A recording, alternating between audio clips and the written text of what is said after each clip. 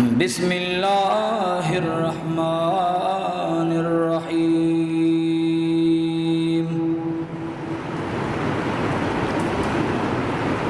وَكَيْفَ تَكْفُرُونَ وَأَنْتُمْ تُتْلَى عَلَيْكُمْ آيَاتُ اللَّهِ وَفِيكُمْ رَسُولُهُ وَمَنْ يَعْتَصِمْ بِاللَّهِ فَقَدْ هُدِيَ إِلَى صِرَاطٍ مُسْتَقِيمٍ يَا أَيُّهَا الَّذِينَ آمَنُوا اتَّقُوا اللَّهَ حَقَّ تُقَاتِهِ وَلَا تَمُوتُنَّ إِلَّا وَأَنْتُمْ مسلمون واعتصموا بحبل الله جميعا ولا تفرقوا واذكروا نعمة الله عليكم إذ كنتم أعداء فألف بين قلوبكم فأصبحتم بنعمته إخوانا وكنتم على شفا حفرة من النار فأنقذكم منها كذلك يبين الله لكم آياته لعلكم تهتدون وَلْتَكُنْ مِنْكُمْ أُمَّةٌ يَدْعُونَ إِلَى الْخَيْرِ وَيَأْمُرُونَ بِالْمَعْرُوفِ وَيَنْهَوْنَ عَنِ الْمُنْكَرِ وَأُولَئِكَ هُمُ الْمُفْلِحُونَ وَلَا تَكُونُوا كَالَّذِينَ تَفَرَّقُوا وَاخْتَلَفُوا مِنْ بَعْدِ مَا جَاءَهُمُ الْبَيِّنَاتُ وَأُولَئِكَ لَهُمْ عَذَابٌ عَظِيمٌ أما بعد قال النبي صلى الله عليه وآله وسلم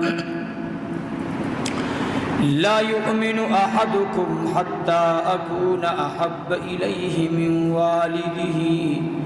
وولده والناس أجمعين أو كما قال عليه الصلاة والسلام هو الحبيب الذي ترجى شفاعته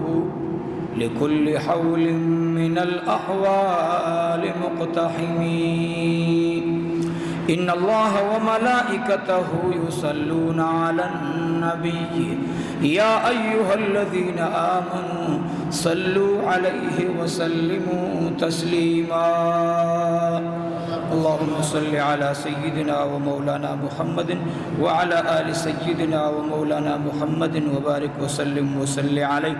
اللهم بارك على محمد وعلى آل محمد كما باركت على إبراهيم وعلى آل إبراهيم إنك حميد مجيد اللهم صل وسلم على النبي الأمين وصلى الله على النبي الأمي وصلى الله على النبي الأمي درود شریف کو شوق باندھے ہوئے اللهم صل على سيدنا ومولانا محمد وعلى آل سيدنا ومولانا محمد وبارك وسلم وصل عليه اللهم صل على سيدنا ومولانا محمد وعلى آل سيدنا ومولانا محمد وبارك وسلم وصل عليه واجب القدر زماڑی معزز و مشران ملمنو او دخواو شعلاقو نزدی اولرو نراغلو مومنانو اللہ جل جلالہ دی تاسو او منطولو تا پدی راتلو او دلتا دی خطبی او ریدو منس کول انتظار اللہ رب العزت دا طول پخپل برگاہ کی زمانگو استاس دا پارا دا دوار جہانو دا خیر ذریعہ برزی محترم اللہ جل جلالہ زمانگو استاسی دا ہدایت دا پارا دا انسانیت دا ہدایت دا پارا د انسان نه کامل انسان جوړېدو دپاره د انبیاء سلسله اغا په امام الانبیاء تاجدار حرم جناب رسول الله صلی الله علیه وسلم مبارک باندې ودروله. د دینه بعد که څوک د نبوت دعوه کوي دا به کذاب وي، دا به لعین وي، دا به واجب القتل وي، دا د مرګري به قتلولی شي. د نبوت دعوه دا د ځمکې په سر باندې د فساد یو ډېره لویه جوړه شوي منصوبه وي او وخت دپاره داسې خلق را پیدا کیږي په مختلفو شکلونو سره. کله هغوی ښکاره اعلان نه کوي چې زه پیغمبر یم، خو شان د پیغمبر کې بې ادبي کوي، شان د نبی کې بې ادبي کوي. دا د هغې شاخونو یو شاخي په مختلفو شکلونو باندې ښکاره کیږي او دا به تر قیامته پورې دا سلسله روانه وي. نو حق او باطل به دواړه رواني. بختور دی هغه خلق چې چا په دې فتنو کې ځان وساتلو او د الله په امداد باندې الله بچ کو، ورنه قیامت ته نږدې به فتنې دومره سار به یوه وي او ماښام به بله وي. اوس خو د سار نه د ماښامه پورې ټیم ډېر دی، سار یوه وي او غرمه بله وي او ماښام بله وي. نو الله جل جلاله دې ستاسو زمونږ په دغه وخت کې د فتنو نه نجات نصیب کړي او د فتنو نه د نجات ذریعه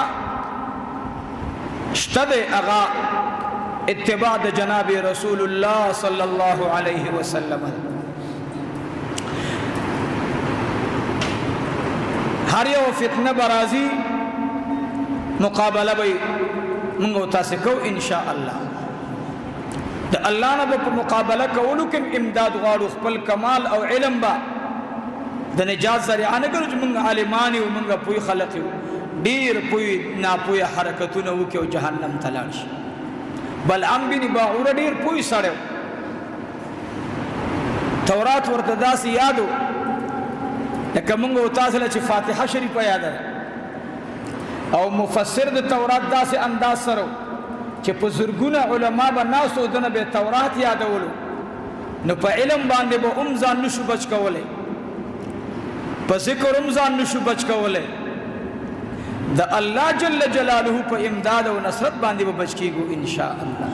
ګرانو دړه الله جل جلاله دی آیاتونو کی فرمای وکيف تکفرون بالله وانتم تتلى عليكم آیات الله وفيكم رسول. څنګه تاسو کفر کوي؟ الله وای حال دا چې پتا سي کې لوستې شي زما آیاتونه او بیا زما آیاتونه تاسو لا په عام زبانم نو لوستل کېږي. الله اکبر کبیره. الله وی وفيكم رسول، تاسو ته زما آیاتونه زما پیغمبر درللی، بیا تاسو ولی شک او شبهه کوي، بیا تاسو ولی د اسلام نه لري تختی، بیا تاسو ولی په قران باندې استهزاء او خندا کوي. وانتم تتلى عليكم آیات الله وفيكم رسوله. الله فرمای چې زما پیغمبر درکې زما قران لولي زما آیاتونه لري.